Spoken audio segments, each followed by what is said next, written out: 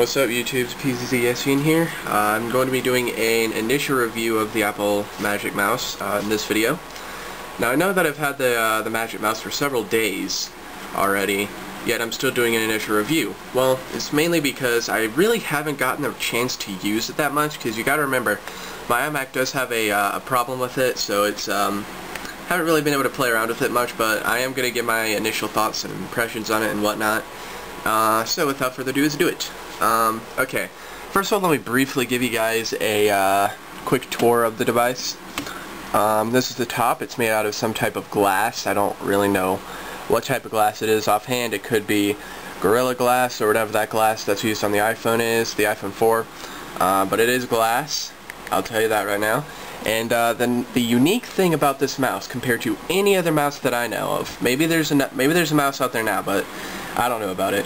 But this entire surface is actually a touch-sensitive surface. So this allows you to do multiple gestures and stuff, which is pretty neat.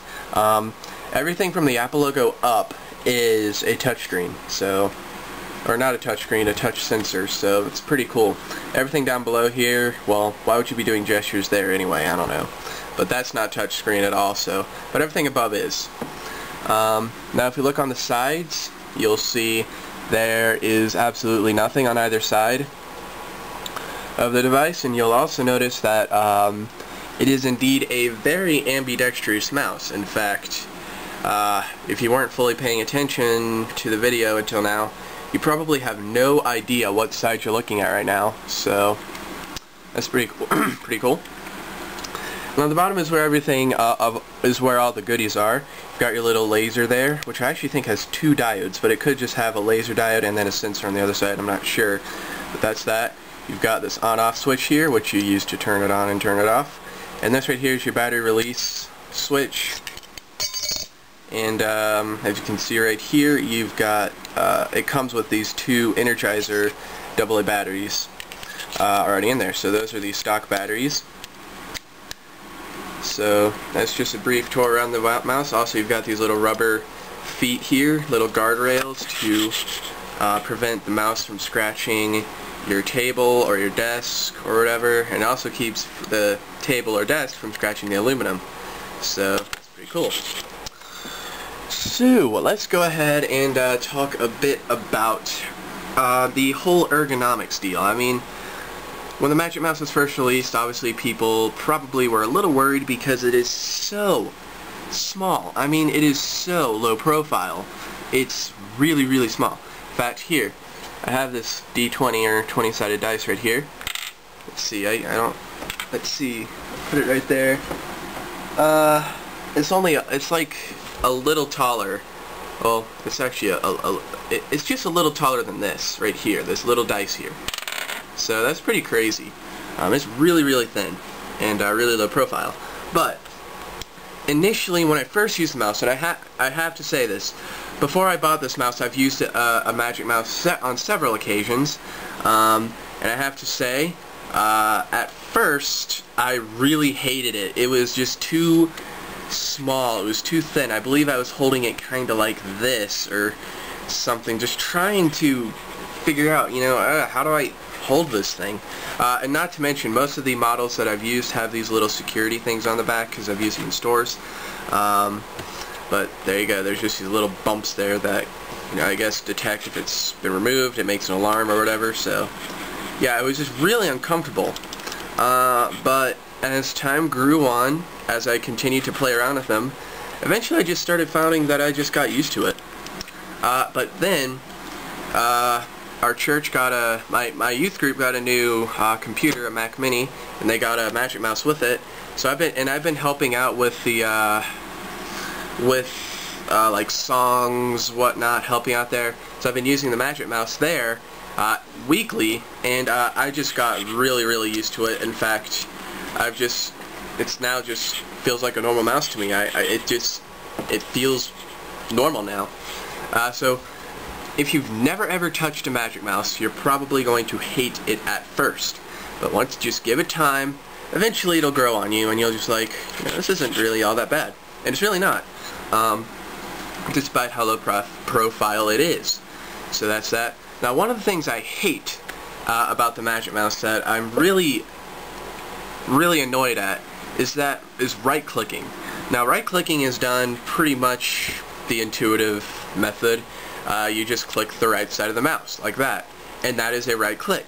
However, from what I found when I'm used to a 2-button mouse, usually I don't have to really worry about lifting my other finger up off of the button, because I can just click the right side of the mouse and it'll recognize a right click. But on this one, if you have the 2 fingers here and you click with your middle finger or whatever finger you're using to right click, it still recognizes it as a normal click. So this is something you have to get used to. This hasn't been an issue really for me when I've been playing around with demo units and when I've been playing around with the one at church, but I don't really right click at all when I'm doing the song thing. But you know, all the demo units never really had that much of an issue with it, but now that I have one, yeah, it's really kind of annoying. You have to actually lift you have to lift up your other finger in order to get it to recognize a right click. So that is something to take note of. I did not realize that would be an issue. So that's one of my big gripes. Another one of my big annoyances with it, this is something that I really kinda wasn't expecting at all. The customization of it is really limited. I mean, it's almost unacceptable. It's just incredibly limited. And you might be thinking, well, you know, it is an Apple product, so it's kind of, you know, to be expected. Apple, it's not really into a whole, you know, personalization type thingy. Well, well, I personally disagree with that, because Apple does offer a good level of, at least they usually offer enough customization functions for me. But anyway, Apple's previous version of Apple's previous generation mouse, which is called the Mighty Mouse, which is actually still manufactured today. It's now called the Apple Mouse because of yeah, I guess copyright reasons or whatnot. But I've seen its customization screen before, and it is a lot more customizable than this is. And the Magic Mouse, or excuse me, the Mighty Mouse has buttons all over it. It's got the left click, the right click, the little 360 scroll ball. It's got 2 buttons on either side, and I mean, it's just covered in buttons. I think I mentioned all the buttons there, but it's just covered in buttons. And you know, because of that, you can maybe set this button right here to open up Expose, and this button right here to take a snapshot. This button, you know, this button could be click, right click, the middle button's middle click, whatnot. Yeah, it was really customizable. You could make it do pretty much whatever you wanted it to do. But obviously, the Magic Mouse here only has 1 button, and that is the clicker, the little clicker thing. The rest of the mouse operations are done with touch gestures. So I was thinking, you know, I just kind of assumed that because you've got this pretty much infinite, you know, not infinite, I'm pretty sure there's a limit somewhere, but you've got all these different gestures you can do, like scroll up and down, you know, slide your fingers left and right to do this and that. You can do you know, like 2-finger, 3-finger, 4-finger clicks. But the only gestures that Apple natively supports, and I should also mention I'm currently using Snow Leopard at the moment, so I'm not really sure if Lion actually will open this up more. It might. I haven't really seen any, I don't really recall seeing the Magic Mouse screen for in Lion, but I'd imagine maybe you got a little bit more customization. But for those of you who are still using Snow Leopard, the only gestures you can do are left click, right click, scroll up, scroll down, swipe left and right, and I believe that is it, to be honest with you. Not a lot. Really, that's not a lot. I mean, it's annoying. So natively, that's pretty much all you can do. You can't even do the pinch to zoom thing. I think though in iPhoto, if you do that, like this right here, you know, you can actually rotate a photo, but I'm not really 100% sure on that, but I believe you can do that. But that's pretty much it. That is it. I mean, you can't, it's really limited. That was a huge shock to me. I don't know about you guys, but to me, it just, wow, I really did not expect that at all. I really hoped, I was kind of assuming that it'd be even more customizable, excuse me, than the Mighty Mouse, but no, it's actually less. In fact, you can't even middle click with the Magic Mouse. You can't even middle click. I mean, it's impossible. I haven't, and if there is a way to do it, you can let me know, but from what I know, natively, you can't do it. So that is a big gripe of mine. I wish there were more native support, at least, excuse me, in Snow Leopard. But again, when I upgrade to Lion, that may all change. I'm not sure. Someone would be able to provide feedback in the comments. Would be awesome. Let's see, is there anything else? There is one problem that I have noted people having before in their reviews, that they find the mouse to be really loud. This is something I don't really see as being much of an issue. So there you go. If you really do not like this noise that it makes, I mean, get a mouse mat. Come on. And you know, then there's the whole argument of that, well, mouse mats, they move around, they get in the way.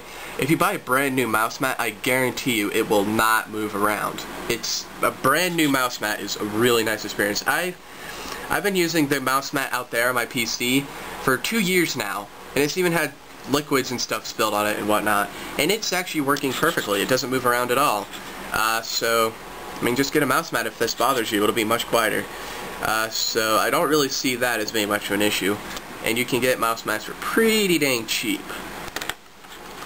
Alright, so let's go ahead and get into some pros, because there are some nice things about this mouse, obviously. So obviously, one of the first things you're going to notice is that it looks really good. The mouse looks really awesome. It it just looks really cool.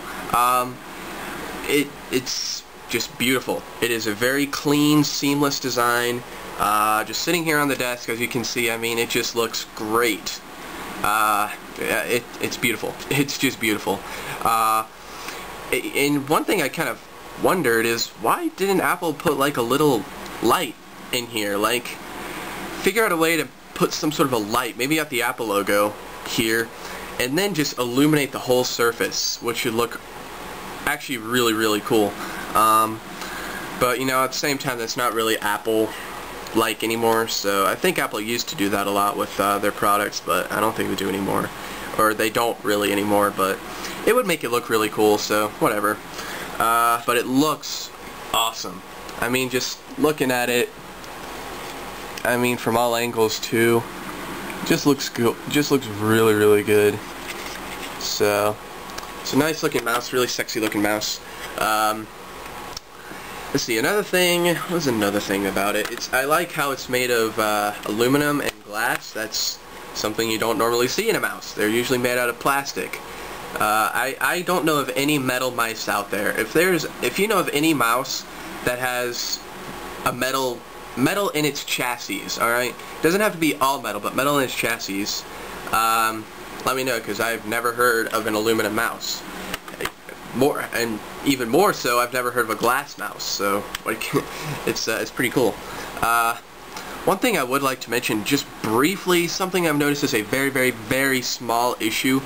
But the mouse button here, in fact, I might need to refocus this for you guys. Alright, so the clicking mechanism.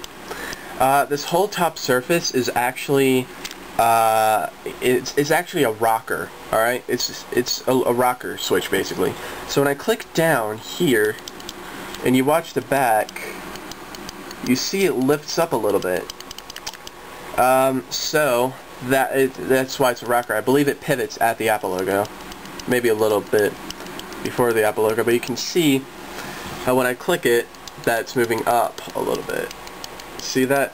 So if you happen to have this part of your hand right here rested on the back of the mouse, which feels really awkward, but I will say I guess I do it because sometimes I find this to be a little bit of an issue.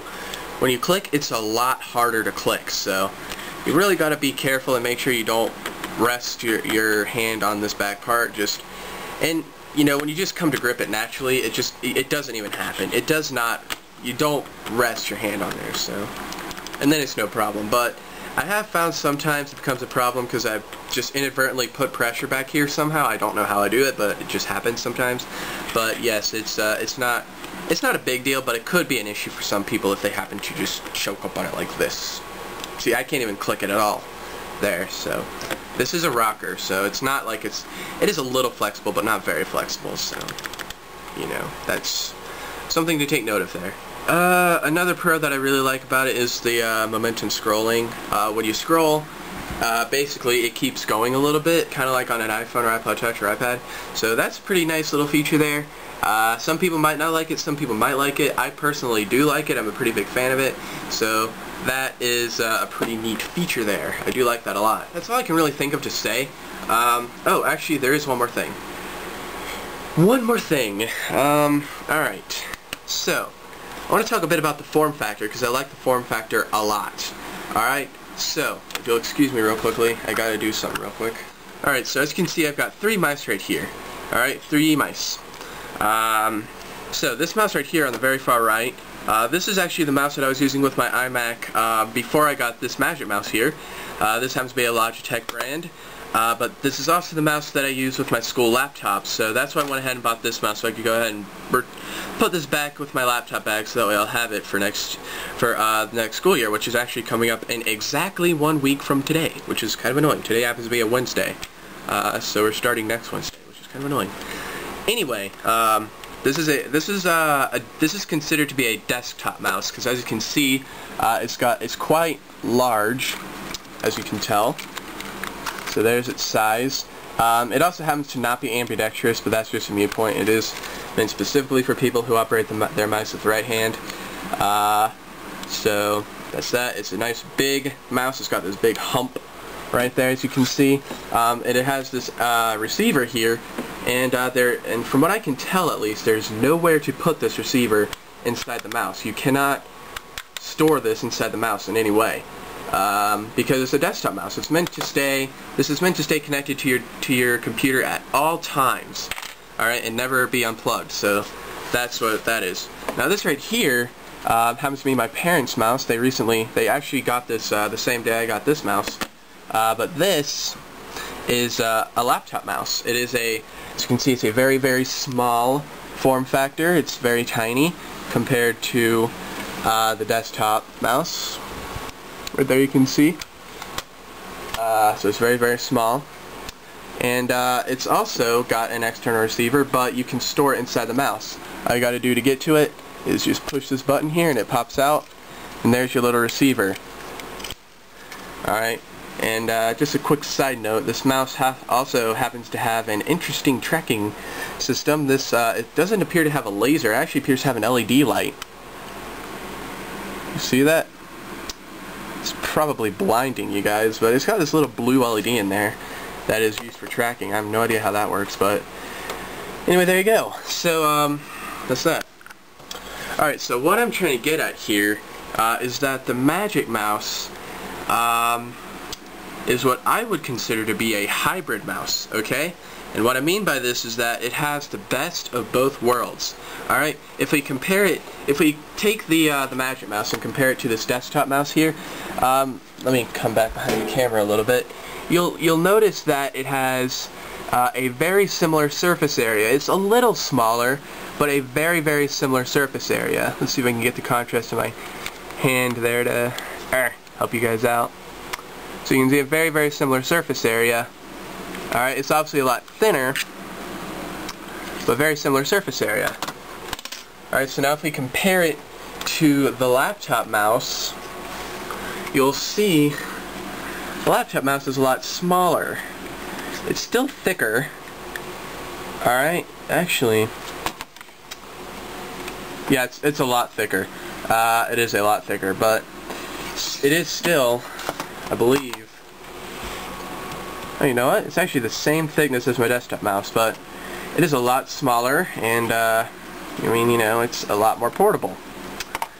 So, you know, so this mouse is what I call a hybrid mouse, even though it doesn't really share any characteristics with the laptop mouse there, but its thin size actually gives it the same portable characteristic. It's just as portable as this mouse is. Now you can shove this in your laptop bag just as easily as you can shove this in your laptop bag. Alright, so because of that thin form factor. So in this case it is desktop and laptop friendly, and this doesn't have any receiver at all, but you know, so it's a Bluetooth mouse, so that means you don't even have to carry around a receiver with you. So that's pretty cool. But that is, you know, something that, you know, other mice have too. There's other mice that are Bluetooth mice, but yes, I would consider this to be a hybrid mouse, definitely without a doubt. Apple's Mighty Mouse would be what I would more so consider a desktop mouse because of its size. Even though you could carry it around with you in a laptop bag, it is just a little bit big. I'm pretty sure for other people's, I guess, preferences for a laptop mouse. So yeah, this will fit perfectly inside a laptop bag, and you're pretty much set. So that's why I call this a hybrid mouse, because it indeed does contain the best of both worlds. And as you can see here, I've actually got my left hand on it, and to be honest with you, it feels just as comfortable as it does with my right hand. So maybe one day, maybe just for an experiment, when I have my iMac fixed and all, maybe one day I'll switch the two buttons over and I'll actually try using this mouse in my left hand.